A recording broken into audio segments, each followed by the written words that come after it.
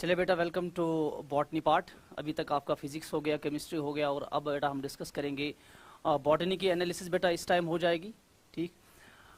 तो अभी बेटा हमारा चलेगा इधर comprehensive analysis of botany part. इसमें सबसे पहले जो हमने ब्रेकअप दिया है कि कौन से चैप्टर में कितने एमसीक्यूज इस बार पूछे गए नीट 2023 में, वो आपके इस वक्त हमने बिल्कुल वो डिस्प्ले किया है आपके लिए बेटा कि किस चैप्टर में कितने सारे एमसीक्यूज पूछे गए थे। देखिए, एक सरप्राइजिंग चीज आज पहली बार आप देखेंगे कि पहली बार ऐसा नीट में हुआ है कि हमारा जो दो चैप्टर जो पहले है 11th की बॉटनी में, दैट इज डाइवर्सिटी का मतलब है लिविंग वर्ल्ड और बायोलॉजिकल क्लासिफिकेशन।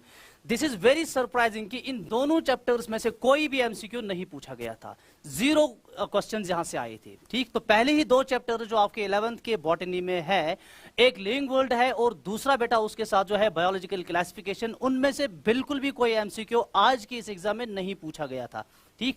तो इसके बाद बेटा अगर हम आ जाएंगे प्लांट किंगडम पे, तो प्लांट किंगडम में हमारे पास 3 क्वेश्चंस बेटा आए थे इससे, और इसके बाद प्लांट मॉर्फोलॉजी जो है इससे हमारे 2 क्वेश्चंस बेटा आए थे। प्लांट एनाटॉमी जो है इसे 3 क्वेश्चंस आए थे बेटा। प्लांट फिजियोलॉजी जो है इसे 14 क्वेश्चंस आए थे, और इसी तरह से एम्ब्रियोलॉजी जो है जिसमें सेक्सुअल रिप्रोडक्शन वगैरह है, और इसमें 5 क्वेश्चंस बेटा आए थे। और जेनेटिक्स जो है इससे बेटा 11 क्वेश्चंस आए थे। बायो वेलफेयर जो है, बायोलॉजी इन ह्यूमन वेलफेयर, इसे सिर्फ 1 क्वेश्चन आया था। और इकोलॉजी जो है इससे फिर से बेटा 11 क्वेश्चंस आए थे। तो फिर से ऑलमोस्ट एक और ट्रेंड सेम रही है जैसे नीट 2022 में था। वो क्या है कि सबसे ज्यादा वेटेज वाला जो हमारे पास यूनिट है दैट इज प्लांट फिजियोलॉजी, और इस बार भी वही कुछ हमें देखने को मिला। प्लांट फिजियोलॉजी में लास्ट ईयर जो है बेटा 13 क्वेश्चंस थे, और इस साल 1 क्वेश्चन ऐड हो गया है, इसमें इंक्रीज हो गया है, 14 क्वेश्चन इससे बेटा आ गए। इसी तरह से हम देखेंगे दूसरे नंबर पे फिर से जेनेटिक्स है, इसमें पिछली बार भी शायद 11 थे, और यहाँ पे इकोलॉजी जो है यहाँ से 12 क्वेश्चंस पिछली बार आए थे और इस टाइम 11 है, ठीक। तो ये हमारा हो गया बेटा ब्रेकअप जो बॉटनी के चैप्टर से 11th और 12th पार्ट की, ठीक। तो इसमें सरप्राइजिंग ये है कि लिविंग वर्ल्ड और बायोलॉजिकल क्लासिफिकेशन से ऑलमोस्ट 0 क्वेश्चंस आए थे, ठीक। चलिए बेटा आगे बढ़ते हैं डिस्कशन की ओर। और ओवरऑल एनालिसिस क्या है हमारा, जो बॉटनी में आपको पेपर आया था इस बार बेटा नीट 2022 में, उसमें बेटा हमें देखने को मिला कि 60% जो हमारे पास क्वेश्चंस थे दे वर सिंपल, ठीक, बिल्कुल इजी क्वेश्चंस थे, एनसीईआरटी से लाइन ली गई थी। और एक चीज जो मैंने पहले भी बेटा आपको बताई, हमारे आज के एनालिसिस से पहले मैंने आपको एक चीज बताई थी, वो ये कि हमारा जो आज का बॉटनी पेपर है ये पिछले साल के बॉटनी पेपर से बहुत ज्यादा इजी था। पिछले साल जो है नीट 2022 में उसका लेवल जो था ना वो थोड़ा सा अप था, वो लेवल थोड़ा हाई था, और आज का ये जो अभी चल रहा है ये कंपेरेटिवली अगर हम कंपेयर करेंगे तो इसका लेवल जो है ना इजी लेवल है एज कंपेयर टू नीट 2022। तो 60% जो है बेटा सिंपल क्वेश्चंस थे, ठीक, 30% जो है वो मॉडरेट क्वेश्चंस थे, और इसमें 10% क्वेश्चंस जो हैं वो टफ क्वेश्चंस थे। कुछ ही क्वेश्चंस थे जो डिसाइडिंग होते हैं, और इस साल भी ऑलमोस्ट उसी तरह से बेटा ये एनालिसिस रहा है, ठीक। चलिए बेटा आगे बढ़ लेते हैं। पहला क्वेश्चन जो हमारा अभी है, ठीक, which hormone promotes internode petiole elongation in deep water rice, ठीक। Petiole and internode elongation deep water rice में कौन सा हार्मोन बेटा करता है? तो इसका सीधा सा आंसर है बेटा इथाइलिन। इथाइलिन से हम क्या करेंगे, जब जो हमारे पास डीप वाटर राइस प्लांट्स होते हैं तो उनको खतरा रहता है कि वो पानी के अंदर डूब ना जाए, ठीक। तो इंटरनोडल इलॉन्गेशन होती है और वो पानी से बाहर आ जाते हैं। इसमें हमारे पास जो प्लांट हार्मोन रेस्पॉन्सिबल है दैट इज इथाइलिन, ठीक है बेटा। चलिए नेक्स्ट क्वेश्चन पे आते हैं। Moment and accumulation of ions across a membrane against their concentration gradient. When the molecules move against the concentration gradient, say for example मैंने बेटा ये हमने बेटा ये चीज डिस्कस की थी, हमारे डीपीपीज में भी ये चीज बड़ी अच्छी तरीके से डिस्कस हुई थी। ये बिल्कुल वही का क्वेश्चन है। ये हमारे पास एक पॉइंट है, let this be point A, और ये हमारे पास बेटा दूसरा पॉइंट है, let this be point B. दूसरे पॉइंट पे हमारे पास आयन्स या इनकी कंसंट्रेशन जो है ये कम है, से फॉर एग्जांपल दिस इज 50, और यहाँ पे हमारे पास जो कंसंट्रेशन है दैट इज 100, ठीक है बेटा। जब 50 से 100 जाएगा तो अगेंस्ट कंसंट्रेशन ग्रेडियंट हो गया। अगर 100 से इधर बेटा जाएगा तो ये हो गया अलोंग द कंसंट्रेशन ग्रेडियंट। अगर लोअर कंसंट्रेशन से हायर कंसंट्रेशन होता है it is against the concentration gradient. तो वही कुछ बेटा इधर बता रहा है, अगर एक्यूमुलेशन हो जाएगी अगेंस्ट द कंसंट्रेशन ग्रेडियंट, ठीक, this can be explained by only active transport. सिर्फ एक्टिव ट्रांसपोर्ट में हो जाएगा against the concentration gradient. If it is diffusion, if it is facilitated diffusion, दोनों में हो जाएगा along the the concentration gradient. इसमें बेटा हो जाएगा अगेंस्ट द कंसंट्रेशन ग्रेडियंट। याद कर लीजिए, मैंने तब भी आपको बताया था जब पढ़ाया था, ठीक। एनसीईआरटी में एक टेबल दिया हुआ है, बिल्कुल उस टेबल से बेटा ये क्वेश्चन लिया गया है और इस टेबल को हमने प्रैक्टिस किया है डीपीपीज में भी, और हमने इसको बेटा प्रैक्टिस किया था फिनिशिंग टच में भी, ठीक। चलिए बेटा next, large colourful fragrant flowers with nectar are seen in. देखिए बेटा, फ्लावर लार्ज है, कलरफुल है और फ्रैग्रेंट है। कलर भी है फ्लावर का अच्छा, ठीक, और फ्रैग्रेंस भी बहुत ज्यादा है। किस लिए होगी बेटा ये होगी बेटा किस लिए होगी बेटा ये इंसेक्ट पॉलिनेटेड प्लांट्स में होगा, ताकि ये अट्रैक्ट करे इंसेक्ट्स को, इसलिए इंसेक्ट पॉलिनेटेड प्लांट्स में बेटा ये चीजें आपको देखने को मिलेंगी, ठीक है बेटा। चलिए next, in tissue culture experiments leaf mesophyll cells are put in a culture medium to form callus. ठीक है बेटा, हमारे पास जो लीफ है, लीफ की जो मीजोफिल सेल्स है, इस मीजोफिल सेल को बेटा हमने ले लिया है, लीफ के मीजोफिल सेल को, ये पैरेन्काइमा सेल्स होती है, ये परमानेंट सेल्स होती है। इस तरह से बेटा हमने इसको एक कल्चर प्लेट पे डाल दिया है, ठीक है बेटा, कल्चर मीडियम पे डाल दिया है टू फॉर्म कैलस, ताकि इससे बेटा क्या बने, कैलस बने, ठीक है बेटा। देखिए जो ये लीफ की सेल होती है परमानेंट सेल होती है, अब जो कैलस इनसे बनता है तो कैलस मेरिस्टेमेटिक सेल होती है, ये परमानेंट सेल मेरिस्टेमेटिक सेल में बेटा चेंज होती है, ठीक। तो बेटा इसको हम बोलेंगे ये होगी डी डिफरेंशिएशन, ठीक। तो डी डिफरेंशिएशन सिंपल है बेटा इसका। नेक्स्ट हमारे पास है historic convention on biological diversity, the earth summit, ठीक है बेटा। अर्थ समिट जो हुआ था वो बेटा हुआ था किसमें, रियो डी जेनेरो में हुआ था, और हमारे पास जो इसका साल था दैट वाज 1992, ठीक, 1992 इसका था। इकोलॉजी से बेटा ये वाला क्वेश्चन लिया गया है, ठीक। During the purification process for recombinant DNA technology, addition of chilled ethanol precipitates out, it actually precipitates DNA, ठीक है बेटा, दिस इज वेरी सिंपल, ठीक।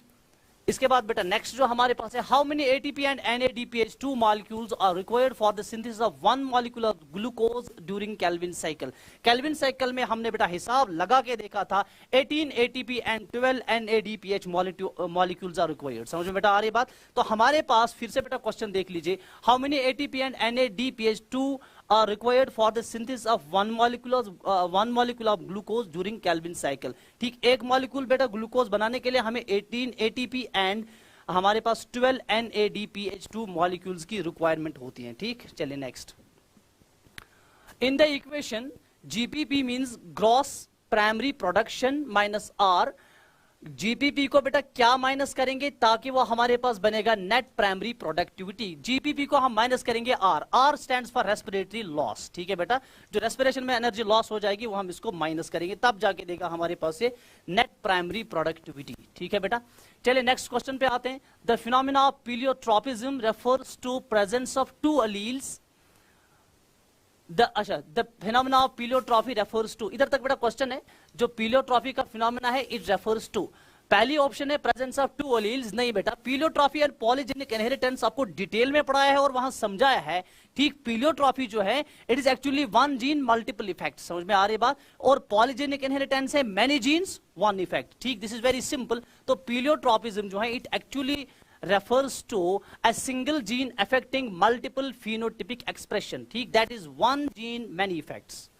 चलिए बेटा नेक्स्ट, इसके बाद given below are two statements, one is labeled as assertion and the other is labeled as reason। assertion reason है बेटा, देखिए एक इंपॉर्टेंट चीज जो आपको बतानी थी, जो मैंने आपको बिल्कुल क्लासेस के दौरान भी बताई, जो मैं बिल्कुल डिस्कशन कर रहा था, जिसपे मैं बहुत ज्यादा जोर दे रहा था, वो यह है कि असर्शन रीजन जो है पिछले साल भी आए थे और इस साल एनटीए ने रिटर्न की बेटा ये ट्रेंड, असर्शन रीजन फिर से आ गए, स्टेटमेंट बेस्ड फिर से आ गए, टाइम कंज्यूमिंग आपको फिर से लगा होगा ये पेपर, ठीक है बेटा। तो पहला असर्शन रीजन ये आपके स्क्रीन पे इस टाइम है। असर्शन क्या है बेटा, late wood has fewer xylary elements with narrow vessels, ठीक, ये तो बेटा सही है। लेट वुड जो है, ठीक, इसके पास फीवर जाइलरी एलिमेंट्स होते हैं विद नेरो वेसल्स। रीजन इसका क्या है, cambium is less active in winter, this is very correct, ठीक है बेटा। देखिए विंटर के दौरान हमारे पास जो कैम्बियम है दैट इज लेस एक्टिव, ठीक, दैट इज वाई कि लेट वुड जो है उसमें फीवर जाइलरी एलिमेंट्स होते हैं और इसमें जो वेसल्स प्रोड्यूस होते हैं ना वो भी बेटा नेरो होती हैं, क्योंकि कैम्बियम की एक्टिविटी बहुत कम होती है during the winter. So what will be the answer? Answer will be both assertion and reason are true and reason is the correct explanation of assertion, simple। ये बेटा इसका आंसर हो गया। चलिए बेटा नेक्स्ट, हमारे पास बेटा नेक्स्ट क्वेश्चन जो है that is family Fabaceae differs from Solanaceae and Liliaceae. Fabaceae याद रखा करे बेटा, सिंपल सा है। फेबेसी जो है, फेबेसी याद रखा करे, इसमें बेटा आपका आ जाएगा पी। ये हमारे पास पी फैमिली है, इसका पुराना नाम जो था दैट वाज पैप्लियोनेसी। ठीक है बेटा, तो पी प्लांट से आपका ये मसला क्लियर हो जाएगा। ठीक, फैमिली फेबेसी जो है ये किस तरह से डिफर होती है from Solanaceae and Liliaceae. Solanaceae and Liliaceae family से किस तरह से डिफर करते हैं, ये मॉर्फोलॉजी से लिया गया है। ठीक, with respect to the stamens pick out the characteristic specific to the family Fabaceae but not found in Solanaceae or Liliaceae। हमारे पास जो बेटा फैमिली फेबेसी होती है, मैंने हमेशा आपको पढ़ाया है, इसमें जो एंड्रोशियम होते हैं ना, इसमें जो स्टैमेन्स होते हैं, जो एंड्रोशियम है दैट इज एक्चुअली 9+1। यहाँ पे बेटा 9+1 अरेंजमेंट होता है, मैंने डिटेल में आपको पढ़ा दिया है। 9+1 अरेंजमेंट जो है ये होता है डाइएडल्फस। एक में बेटा इस तरह से बेटा 9 स्टैमेन्स होते हैं बेटा इस तरह से। ठीक है बेटा, 1 2 3 4 5 6 7 8 9। ठीक, और दूसरे साइड से एक ही होता है, it is 9+1 arrangement, so it is called diadelphous condition. तो डाइएडल्फस कंडीशन कौन सा है, ये बेटा डाइएडल्फस होती है एंड डाइथिकस एंथर बेटा इसमें होता है। सिंपल, समझ में आ रही बात। चलिए बेटा नेक्स्ट, एक्साइल प्लेसेंटेशन जो है सिंपल मॉर्फोलॉजी से आपका बिल्कुल प्लेसेंटेशन से कंटिन्यूअसली एक ऑब्जेक्टिव आता है। मैं बोल के चलता हूं ना, मॉर्फोलॉजी में कहां से ऑब्जेक्टिव्स आते हैं, मैं बोल के पहले आपको बोल के रखा है।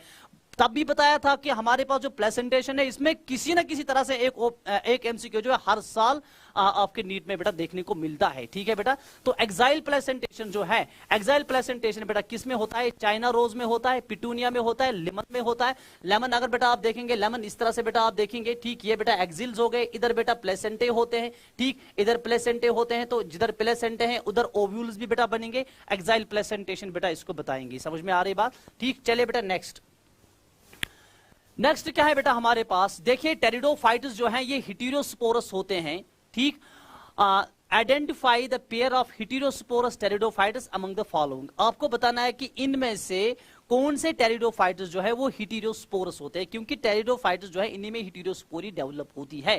ठीक है बेटा, इसमें सिंपल बेटा याद रख ले, इसमें ये एग्जांपल्स एनसीईआरटी से दी गई है और मैंने आपको बेटा ये बिल्कुल आपके टेस्ट जब लिए थे क्लास टेस्ट उसमें भी ये क्वेश्चन डाला था और आपके डीबीपीज में भी ये क्वेश्चन आपको देखने को मिलेगा। स्लेजिनेला और साल्विनिया बेटा जो है इसका करेक्ट आंसर है। ठीक, next, the thickness of ozone or ozone layer in a column of air in the atmosphere is measured in the units of, बस कुछ देखना नहीं है, डॉब्सन यूनिट्स आपके एनसीईआरटी टेक्स्ट पे बेटा दिया हुआ है। फिर से एक बात बता रहा हूं, यहाँ बीच में जितने भी क्वेश्चंस आए थे 100% आपके एनसीईआरटी से आए थे। इस बार भी कोई एक क्वेश्चन भी आपको ऐसा देखने को नहीं मिलेगा जो एनसीईआरटी से बाहर था। फिर से बेटा पूरा का पूरा जो है एनसीईआरटी से आया है।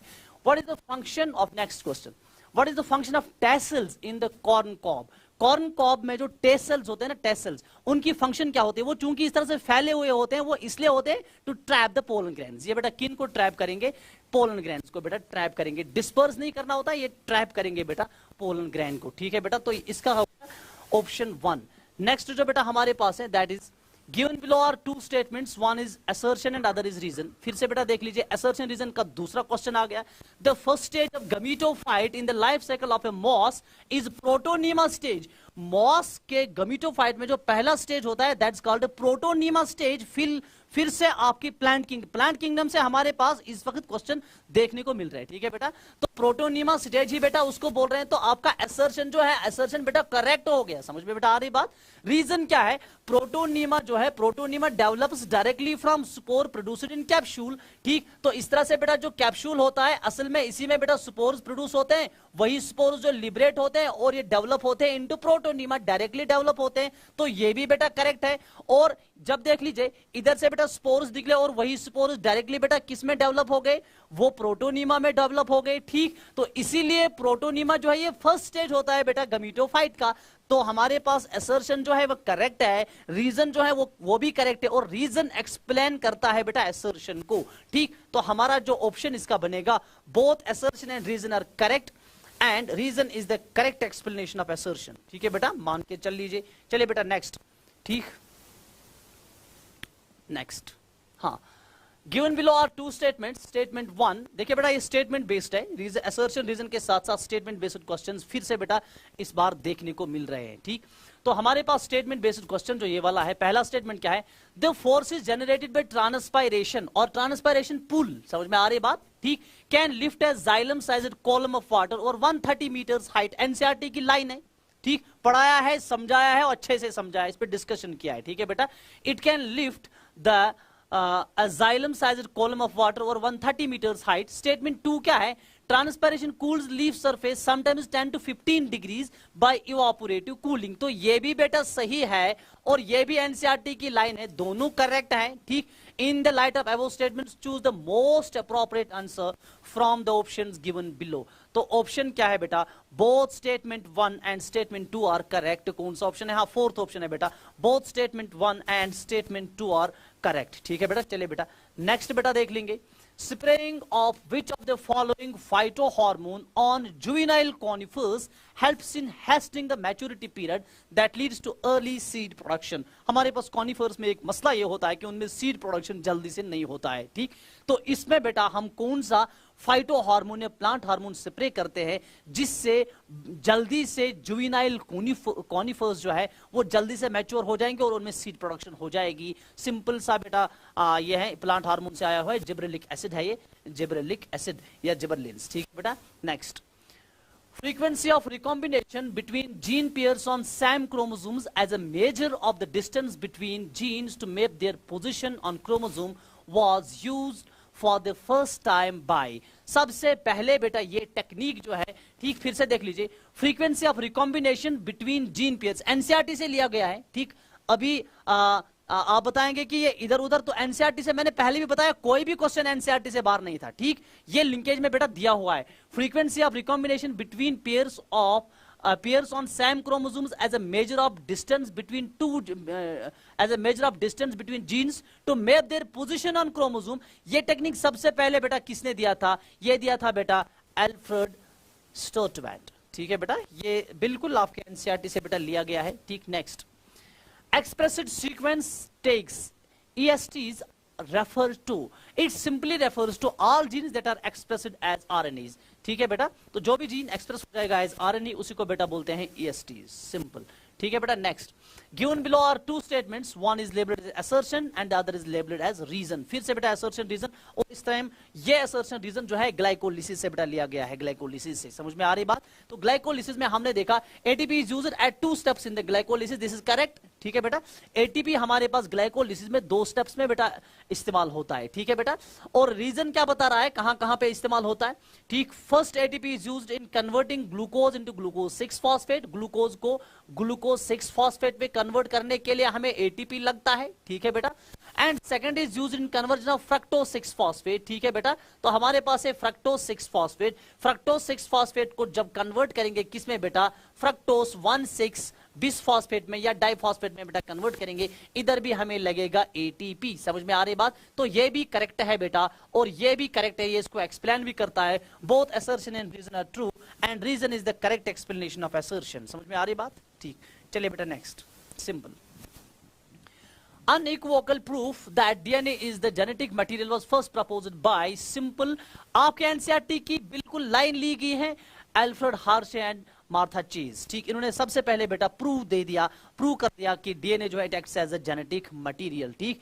बताया था मैंने, मेमोरी बेस्ड क्वेश्चंस होते हैं, साइंटिस्टों का नाम याद रखना है, बार बार बोलता हूं बेटा, कोई भी एनसीईआरटी की लाइन को आप इजी मत ले ली, ठीक। देखिए यहां पे आपको साइंटिस्ट का नाम याद रखना है, इसमें कोई कंसेप्ट नहीं है, this is exactly memory based question, ठीक। तो इसको बिल्कुल एनसीईआरटी की लाइन ली गई है और आपसे पूछा गया है ये, ठीक। चलिए बेटा नेक्स्ट, हमारे पास नेक्स्ट जो है आइडेंटिफाई द करेक्ट स्टेटमेंट्स। आपको बेटा करेक्ट स्टेटमेंट्स फिर से बेटा आइडेंटिफाई करने हैं। डेट्रीवोरस परफॉर्म फ्रेगमेंटेशन, सही है बेटा, डेट्रीवोरस जो है they actually perform fragmentation. The humus is further degraded by some microbes during mineralization, ये भी सही है, ठीक है बेटा। ह्यूमस जो है इकोलॉजी से लिया गया है बेटा, फिर से, ठीक। ह्यूमस जो है it is further degraded by some microbes during mineralization. Water soluble inorganic nutrients go down into the soil and get precipitated by a process called leaching, ये भी बेटा सही है, ठीक। तो इसको बेटा एक प्रोसेस जो हमारे पास वाटर सॉल्युबल इनऑर्गेनिक सब्सटेंसेस होते हैं, इनऑर्गेनिक न्यूट्रिएंट्स होते हैं, वो सॉइल के नीचे जाते हैं, वहां प्रेसिपिटेशन होती है, इस प्रोसेस को बेटा हम लीचिंग बोलते हैं। The detritus food chain begins with living organisms, गलत है ना, ठीक। detritus means non living, so how can this begin with a living organism, statement ही गलत है, ठीक। earthworms break down detritus into smaller particles। ठीक, यहां तक तो ठीक है, but by process called catabolism, तो ये भी बेटा गलत स्टेटमेंट हो गया। समझ में बेटा आ रही बात? ठीक, तो इसका करेक्ट आंसर कितने बन गए बेटा? A B C. A B C कहां है? ढूंढ तो लो। ठीक, हाँ ए बी सी बेटा ये वाला ऑप्शन है, फोर्थ वाला ऑप्शन, तो फोर्थ वाला ऑप्शन इसका करेक्ट ऑप्शन है बेटा। चलिए बेटा नेक्स्ट क्वेश्चन पे आते हैं।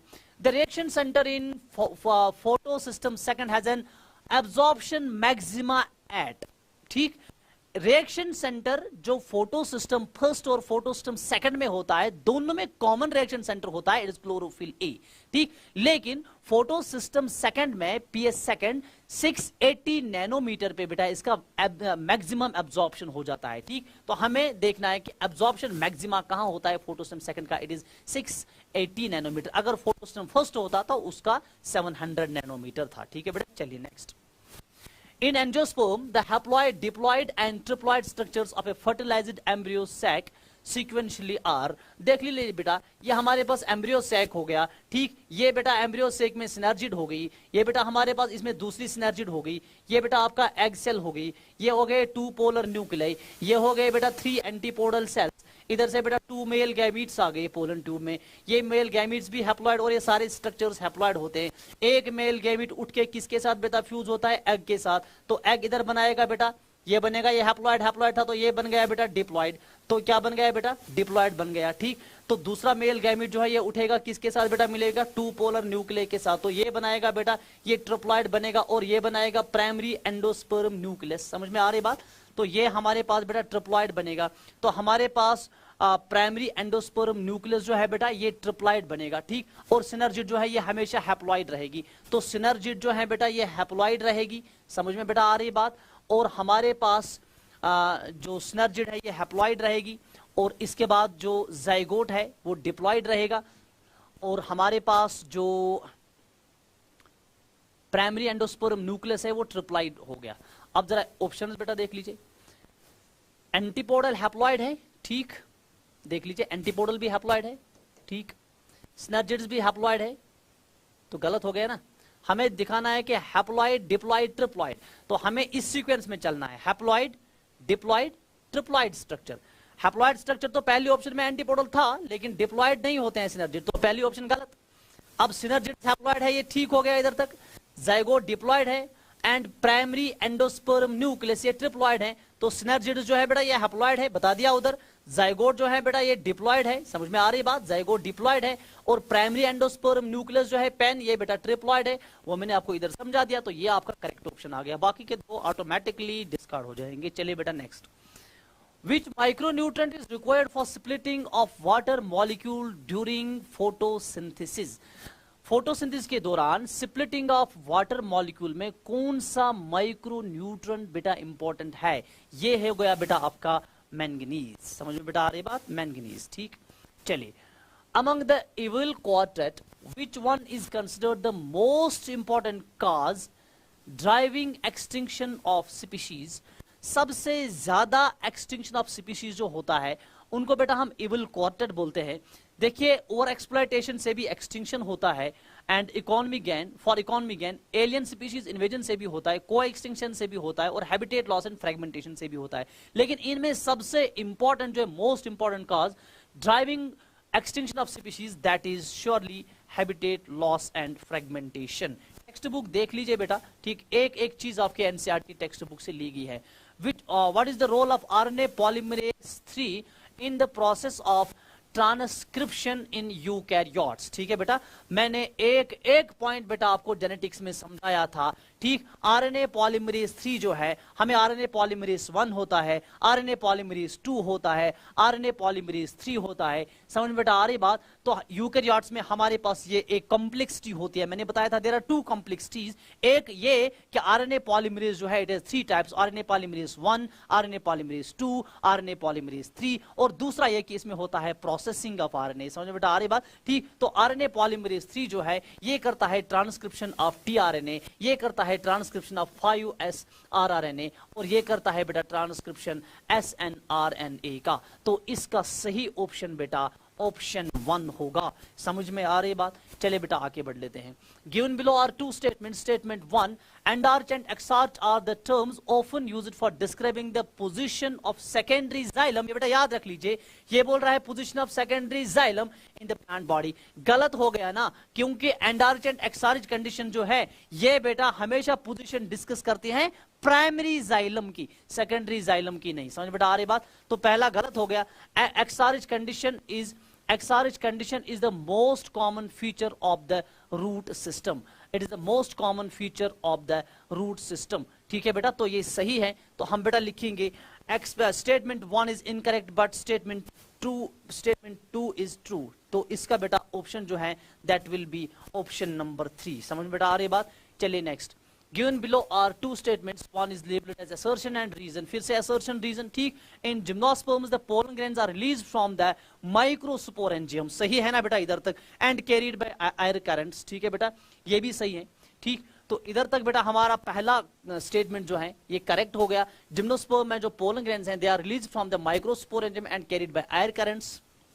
क्लियर? रीजन क्या बता रहा है? Air currents carry the pollen grains to the mouth of the archegonia. यहां तक तो सही है। Where the male gametes are discharged, बेटा ये भी सही है। And pollen tube is not formed, pollen tube is not formed, ये वाला पीछे वाला पोर्शन जो इसके गलत है। तो ये सारी स्टेटमेंट को गलत ही बिना बना देगा, ठीक। तो बता दे मुझे असर्शन जो है बेटा ये क्या है? ये ट्रू है। और रीजन जो है, रीजन क्या है बेटा? रीजन फॉल्स है। तो assertion जो है बेटा that is true and reason is false. तो इसका ये वाला ऑप्शन जो है ना बेटा सही है। assertion is true and reason is false. Next, which one of the following statements is not correct? इनमें से बताना है कि कौन सा स्टेटमेंट बेटा करेक्ट नहीं है। पहला स्टेटमेंट देख लीजिए, algal blooms caused by excess of organic matter in water improve water quality and promote fisheries. सही है या गलत है? सही है या गलत है? गलत है। समझ में बेटा आ रही बात? पहला ही गलत है। एल्गल ब्लूम्स जो है ये वाटर की क्वालिटी को कभी भी इंप्रूव नहीं करेगा, ये वाटर की क्वालिटी को डिग्रेड करेगा। ये पोल्यूटेड वाटर बॉडीज में आपको मिलेंगे। तो पहला ही ऑप्शन गलत है। हमारा सही ऑप्शन यही है, क्योंकि हमने यही वाला सिलेक्ट करना था। ठीक है बेटा, next. Which of the following combinations is required for chemiosmosis? Chemiosmotic hypothesis बेटा समझाई थी आपको, कितनी डिटेल में आपको पढ़ाई थी, उसमें सारे क्वेश्चन प्रैक्टिस करवाए थे। और ये क्वेश्चन बिल्कुल मेरे डीपीपी से लिया हुआ है, विद ऑल द ऑप्शन सारे आपको डीपीपी से बेटा मिलेंगे। समझ में आ रही बात? एग्जैक्टली कॉपी हो गया है डीपीपी से बेटा ये क्वेश्चन। तो इसमें हमने क्या बताया? Which of the following combination is required for chemiosmosis? Chemiosmosis में बेटा हमें क्या क्या चाहिए? केमिओस्मोसिस में एक मेम्ब्रेन चाहिए, हमें बेटा प्रोटॉन पंप चाहिए, हमें बेटा प्रोटॉन ग्रेडियंट चाहिए अक्रॉस द मेम्ब्रेन, हमें एटीपी सिंथेस एंजाइम चाहिए। तो ये चारों चीजें हमें चाहिए ही चाहिए बेटा केमिओस्मोटिक हाइपोथेसिस में। ठीक है बेटा। अच्छा, match list 1 with list 2। List 1 जो है बेटा यहां से इंट्रैक्शन दी हुई है, लिस्ट 2 से स्पीशीज बेटा दी हुई है। हमारे पास जो म्यूचुअलिज्म होता है, mutualism is always plus plus relationship. तो इसके साथ बेटा मिलेगा ए को भी प्लस, बी को भी प्लस। कॉमेंसलिज्म जो है बेटा हमारे पास है, कॉमेंसलिज्म जो बेटा हमारे पास है, तो ये हमेशा होगा एक को बेटा फायदा होगा, दूसरे को कुछ नहीं होगा। It will be a plus and zero relationship. Amensalism जो है it will be a minus and zero relationship. और पैरासिटिज्म जो है एक को फायदा, दूसरे को बेटा नुकसान होगा। तो it will be a plus minus relationship. तो किस तरह से बेटा जोड़ेंगे? ए जुड़ेगा बेटा फोर्थ के साथ, ए जुड़ेगा फोर्थ के साथ, इधर भी ए जुड़ गया फोर्थ के साथ, इधर भी ए जुड़ गया। तो अभी तो सबकी पहली ऑप्शन सही है। अब बी को बेटा जोड़ ले। कॉमेंसलिज्म, ये कॉमेंसलिज्म किसके साथ बेटा जुड़ गई? ये पहले के साथ जुड़ गई। अब बी को इधर पहला है, बी को इधर पहला है, तो ये दो ऑप्शन अभी बेटा चलेंगे। अब सी पे आ जाइए। एमेंसलिज्म बेटा किसके साथ जुड़ गया? सेकंड के साथ। इधर एमेंसलिज्म जो है सी को फोर्थ के साथ जोड़ा है, इधर सी को सेकंड के साथ जोड़ा है, और डी ऑटोमेटिकली थर्ड के साथ जुड़ेगा। ये आपका इसका पहला ऑप्शन जो है बेटा सही ऑप्शन होगा। ठीक, चलिए बेटा नेक्स्ट। हाँ, स्टेटमेंट बेस्ड है बेटा। फिर से Gaussian competitive exclusion principle states that two closely related species competing for the same resource cannot coexist indefinitely and competitively inferior one will be eliminated eventually. ठीक है बेटा, तो गॉसियस एक्सक्लूजन प्रिंसिपल का बिल्कुल यही स्टेटमेंट है कि दो कंपीटिंग स्पीशीज जो है ये बहुत देर तक एक साथ नहीं रह सकती है और जो कंपेटिटिवली इंफीरियर वन होगी वो इवेंचुअली बेटा इलिमिनेट हो जाएगी। ये करेक्ट स्टेटमेंट है, इसमें थोड़ा भी शक करने की कोई गुंजाइश नहीं है। ठीक, स्टेटमेंट सेकंड जो है, in general carnivores are more adversely affected by competition than herbivores, ये बिल्कुल गलत है। ठीक है बेटा, क्योंकि हर्बीवोर्स जो है वो ज्यादा बेटा क्या होते हैं, इफेक्ट होते हैं, उन पे बेटा ज्यादा इफेक्ट होता है कंपटीशन का। जिस तरह से प्लांट्स पे ज्यादा इफेक्ट होता है, हर्बीवोर्स पे ज्यादा इफेक्ट होता है, लेकिन ये उल्टा लिखा है स्टेटमेंट, तो ये गलत स्टेटमेंट है। समझ में आ रही बात? ठीक, तो एक स्टेटमेंट सही, दूसरा गलत। स्टेटमेंट वन जो है बेटा वो सही है और स्टेटमेंट टू जो है बेटा वो फॉल्स है। तो statement one is correct but statement two is false. तो ये वाला ऑप्शन सेकंड जो है बेटा इसका सही आंसर बनेगा। ठीक है बेटा, इसके बाद हमारे पास है बेटा next question, match list one with list two. List one को बेटा लिस्ट टू के साथ आपको मैच करना है। हमारे पास आयरन जो है, आयरन क्या है, आयरन को बेटा इस तरह से मिला लीजिए, it is the activator of catalase enzyme, it is the activator of catalase enzyme. समझ में बेटा आ रही बात? जिंक जो है, जिंक जो है it synthesis, it helps in synthesis of oxygen, it helps in synthesis of oxygen. Boron जो है it helps in cell elongation and differentiation, it helps in cell elongation and differentiation, ये इधर मिलेगा। Molybdenum जो है, molybdenum जो है it is the component of nitrate reductase, nitrate reductase. समझ में बेटा आ रही बात? ठीक, nitrate reductase enzyme, nitrogenase enzyme. ठीक है बेटा, तो अब देख लीजिए बेटा हमारे पास किस तरह से ऑप्शंस बन गए। आयरन जो है, आयरन किसके साथ मिला, ए बेटा 3 के साथ मिला, ए इधर भी 3 के साथ है, इधर भी 3 के साथ है। तो बी जो है बेटा जिंक का, जिंक हमें ए 1 के साथ मिला, तो इधर 1 नहीं है इधर 1 है, तो ये वाला सही हो गया। Option second is the correct option. समझ में आ रही बात? टेबुलेटेड बेटा ये भी आया था। नेक्स्ट अब हमारा है identify the correct statements. Lenticels are the lens shaped openings permitting the exchange of gases, सही है बेटा, कोई शक नहीं है इसमें। अच्छा, इसके बाद बेटा जो दूसरा है, bark formed early in the season is called hard bark, गलत है ना?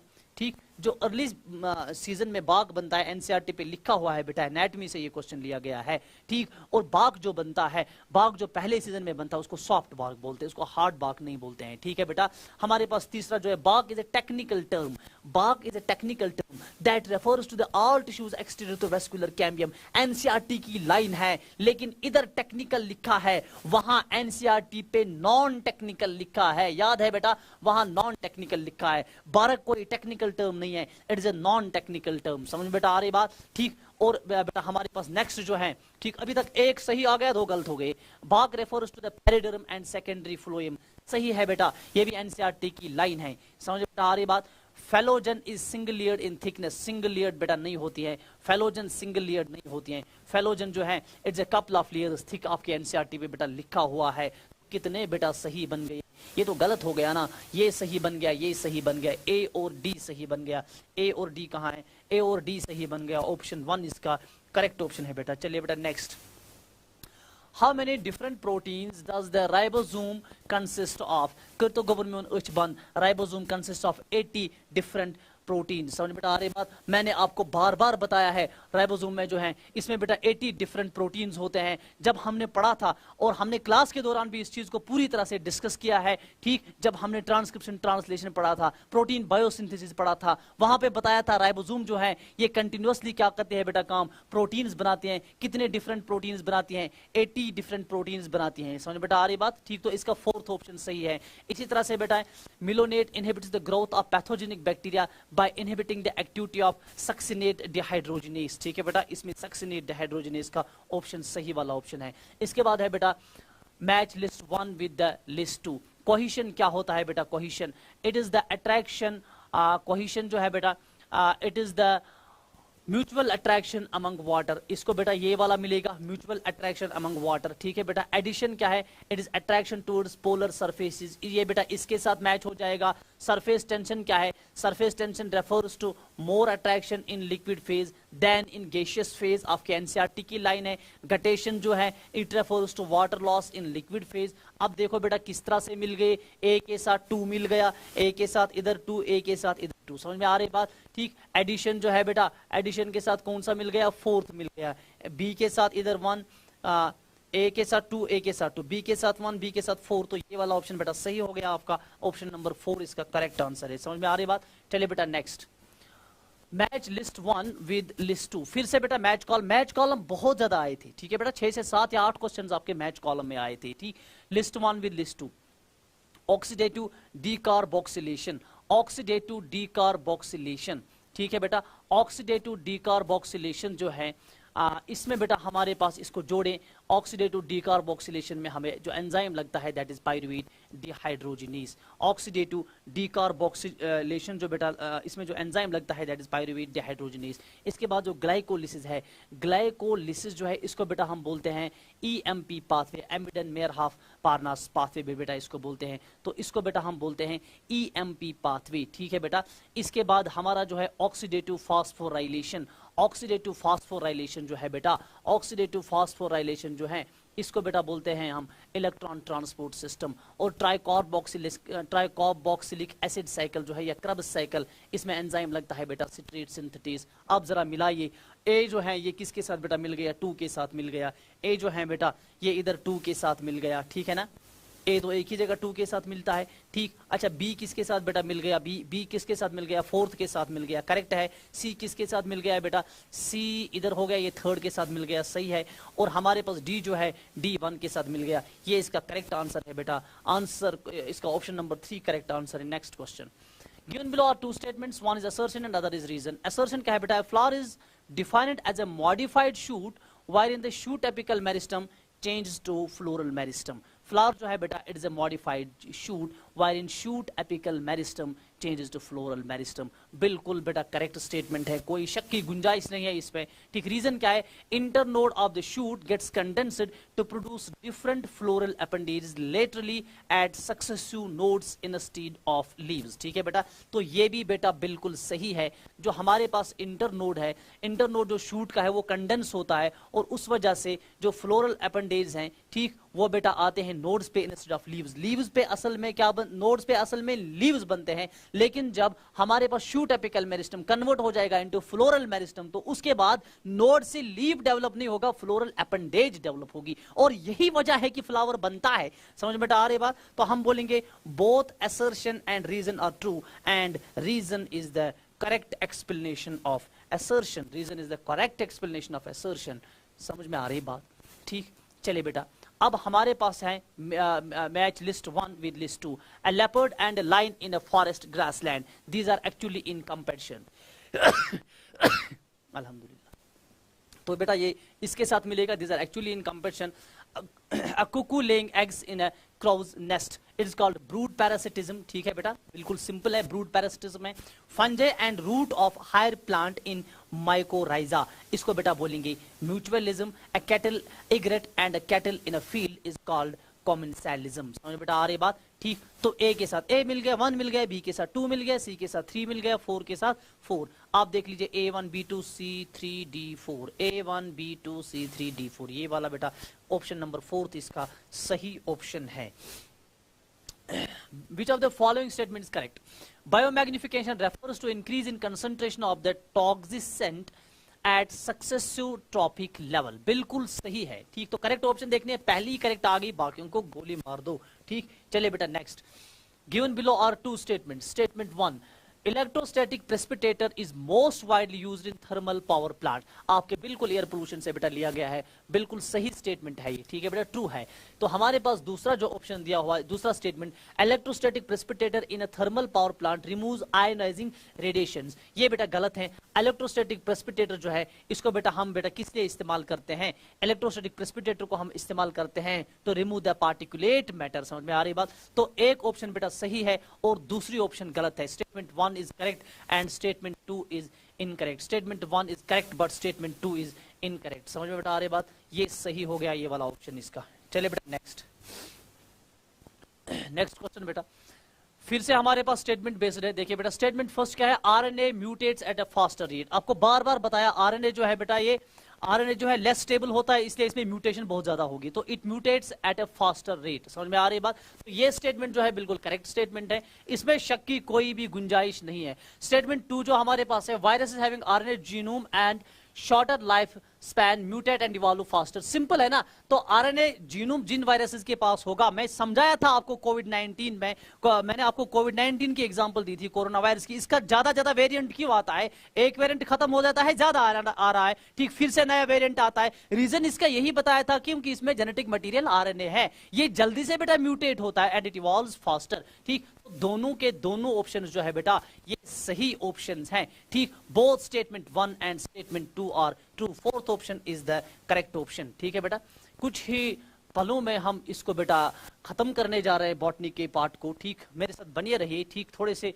कुछ मिनट से मैंने जल्दी से बेटा कर दिया। ठीक, और जिन बच्चों को भी जहां पे कहीं पे कोई भी कंफ्यूजन होगा बॉटनी का, एक डिस्कशन इसके बाद आपको इसके साथ बेटा पूरी तरह से डिस्कशन करेंगे, इसके साथ क्लास में भी डिस्कस करेंगे नए बच्चों के साथ। तो पुराने बच्चे जो है उनको भी बेटा जहां कहीं पे लगे उनको बाद में अच्छी तरह से डिस्कस करेंगे। चलिए बेटा हमारे पास नेक्स्ट स्टेटमेंट जो है, ये स्टेटमेंट बेस्ड फिर से statement first, in prokaryotes the positively charged DNA, positively charged DNA हो ही नहीं सकता है। डीएनए जो है बेटा it is always negatively charge, it is always negatively charge. ठीक है बेटा, तो पहली ऑप्शन को क्यों आप पूरा पढ़ेंगे, इधर ही बेटा इसको बताइए फॉल्स है। ठीक, अच्छा सेकंड स्टेटमेंट जो है, in eukaryotes the negatively charged DNA is wrapped around a positively charged histone octamer to form nucleosome. बताया था ना बेटा क्लास में, ये ट्रू स्टेटमेंट है। ये हमारे पास बेटा इस तरह हिस्टोन ओक्टोमर है, तो इसके इर्द गिर्द हमारे पास बेटा पॉजिटिवली चार्ज्ड डीएनए जो है इस तरह से रैप हो जाता है और ये बनाता था बेटा nucleosome. So this is your nucleosome. तो करेक्ट स्टेटमेंट है ना सेकंड।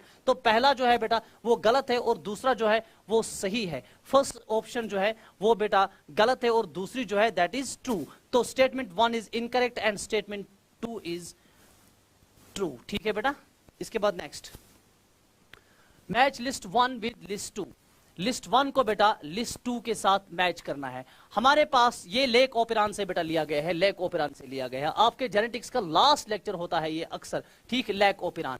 ठीक, इसमें हमारे पास जो बेटा जो ए जीन होता है, ए जीन जो है ये बेटा क्या बनाएगा, ये बनाएगा ट्रांस एसिटाइलेज। समझ में बेटा आ रही बात? इसके बाद हमारे पास जो वाई जीन होता है, वाई जीन बेटा बनाता है परमिएज। ठीक है बेटा, इसके बाद हमारे पास जो आई जीन होता है ये बनाता है बेटा रिप्रेसर प्रोटीन। क्या बनाता है? Repressor protein. वहां क्या बच गया? जेड जीन जो है ये बनाएगा बेटा आपका बीटा ग्लैक्टोसाइडेज। तो ए के साथ हमारे पास फोर्थ ऑप्शन, तो ए के साथ हमारे पास सेकंड ऑप्शन आएगी, ए के साथ सेकंड ऑप्शन, यहां भी बेटा ए के साथ सेकंड ऑप्शन, अभी दोनों चल रहे हैं। तो हमारे पास बी जो है, बी किसके साथ बेटा मिलेगा? थर्ड के साथ। तो यहां बी 1 के साथ मिलाया है, ये खत्म हो गई, यहां बी थर्ड के साथ मिलेगा। तो ऑप्शन नंबर फर्स्ट जो है बेटा this will be the correct option. ठीक है बेटा, इसके बाद नेक्स्ट। ठीक, तो हमारे पास जो लिस्ट फिर से है। ठीक, लिस्ट 1 को मैच करना है लिस्ट 2 के साथ। लॉजिस्टिक ग्रोथ जो होती है बेटा इसमें लिमिटेड रिसोर्सेज अवेलेबल होते हैं। ठीक, limited resource availability condition logistic growth. ठीक है बेटा, और एक्सपोनेंशियल ग्रोथ जो है इसमें बेटा अनलिमिटेड रिसोर्सेज होते हैं, दैट्स व्हाई इसमें एक्सपोनेंशियल ग्रोथ होती है। ठीक, और एक्सपेंडिंग एज पिरामिड जो है, the percent individuals of pre reproductive age is larger followed by reproductive and by post. जिस पॉपुलेशन में प्री रिप्रोडक्टिव ज्यादा होंगे, यानी बच्चे उसमें ज्यादा होंगे, किन से? the percent individuals of pre-reproductive age is largest followed by reproductive. उसके बाद रिप्रोडक्टिव होंगे, एडल्ट्स होंगे, और उसके बाद सबसे कम क्या होंगे बेटा? बूढ़े होंगे। तो ऐसी पॉपुलेशन एक्सपेंडिंग पॉपुलेशन होगी। समझ बेटा आ रही बात? एक्सपेंडिंग एज पिरामिड होगी, ये तो इसी के साथ मिलेगा। तो हमारे पास इसके बाद है बेटा स्टेबल एज पिरामिड जो है, उसमें क्या होगा? The percent individuals of pre reproductive and reproductive age groups are almost same, ये इसके साथ मिलेगा। तो ए के साथ बेटा बी मिलेगा, बी के साथ ए मिलेगा, तो ए जो है बेटा इसके साथ सेकंड मिलेगा, सेकंड मिलेगा, तो ए अभी सबों में कॉमन है। ठीक, और बी के साथ क्या मिलता है बेटा? 1, बी के साथ इधर 1 मिल गया। ठीक, तो इसमें बेटा यही एक ऑप्शन बची थी, तो ऑप्शन नंबर 4 जो है it is the correct option. ठीक है बेटा, ये शायद लास्ट क्वेश्चन बेटा इसमें होगा मेरे ख्याल से। ठीक, which one of the following is a sequence और ऑन कॉरस्पॉन्डिंग कोडिंग स्ट्रैंड। ठीक है बेटा, if the sequence on mRNA is as follows. देख लीजिए बेटा, हमारे पास mRNA पे सीक्वेंस दी हुई है। mRNA मैंने आपको कितनी बार बताया, mRNA सिर्फ बनेगा 5 डेज 3 डेज डायरेक्शन में, नेवर इट इज पॉसिबल कि ये 3 डेज 5 डेज डायरेक्शन में बनेगा। तो mRNA किस डायरेक्शन में बनेगा, 5 डेज 3 डेज में। तो mRNA की आपके पास बेटा सीक्वेंस दी हुई है, ये आपका एडेनिन है, ये यूरासिल है, ये साइटोसिन है, ये गोनिन है, इस तरह से बेटा आगे चलेंगे हम। ठीक है बेटा, तो ये mRNA की सीक्वेंस है। mRNA बेटा किससे बनेगा, mRNA आपका डीएनए से बनेगा। समझ में बेटा आ रही बात? ठीक, तो डीएनए पे एक स्ट्रैंड होगी 3 डेज 5 डेज स्ट्रैंड, और दूसरी स्ट्रैंड जो है बेटा वो दूसरी स्ट्रैंड क्या होगी बेटा, 5 डेज 3 डेज स्ट्रैंड। ठीक है बेटा, तो हम इस स्ट्रैंड को बेटा बोलेंगे टेम्पलेट स्ट्रैंड, और इसको बेटा क्या बोलेंगे हम, इसको बेटा बोलेंगे हम कोडिंग स्ट्रैंड। समझ में बेटा आ रही बात, इसको कोडिंग स्ट्रैंड बोलेंगे। ठीक, तो टेम्पलेट्स अब देख लीजिए, विच one of the following is sequence on corresponding coding strand. आपको बताना है कि इनमें से कोडिंग स्ट्रैंड पे कौन सी सीक्वेंस होगी। अगर mRNA पे ये सीक्वेंस दी हुई है तो mRNA पे पहले क्या है बेटा, पहले है हमारे पास mRNA पे A, तो हमारे पास mRNA पे बेटा A हो गया पहला। समझ में बेटा आ रही बात, mRNA बन गया बेटा किस पे, 5 डेज 3 डेज पे। तो हमारे पास ये टेम्पलेट स्ट्रैंड है, ये बेटा हमारे पास टेम्पलेट स्ट्रैंड होगी डीएनए की, और ये होगी हमारे पास कोडिंग स्ट्रैंड। सिंपल ट्रिक इसके लिए याद कर रखना जो एनसीईआरटी ने लिखा है, कोडिंग स्ट्रैंड इसको किन बोलते हैं, actually it codes for nothing, it does not code for protein, लेकिन इसकी सीक्वेंस सेम होती है as that of the mRNA। सिर्फ एक डिफरेंस होता है, जहां इसमें थायमिन होगा वहां इस पे यूरासिल होगा, बस बाकी खत्म। ये भी 3 डेज 5 डेज, ये भी 5 डेज 3 डेज, ये भी 5 डेज 3 डेज, इसका दिया हुआ है 5 डेज 3 डेज। इधर बेटा देख लीजिए, ये बेटा 5 डेज 3 डेज बन रहा है आपका। इधर भी हमारे पास ए है, इधर भी ए है, इधर यूरासिल है, इधर क्या होगा, थायमिन हो गया। आंखें बंद करके इसका बेटा ऑप्शन नंबर 2 जो है that will be the correct option. इसके साथ बेटा हमारा जो पूरा बॉटनी का पार्ट था दैट इज कंप्लीट नाउ। ठीक, वी प्रे टू ऑलमाइटी अल्लाह, और हम दुआ करते हैं आप सब बच्चे जो हैं बेटा अपने मकसद में कामयाब हो जाए। थैंक्स अ लॉट, आज के लिए इतना ही।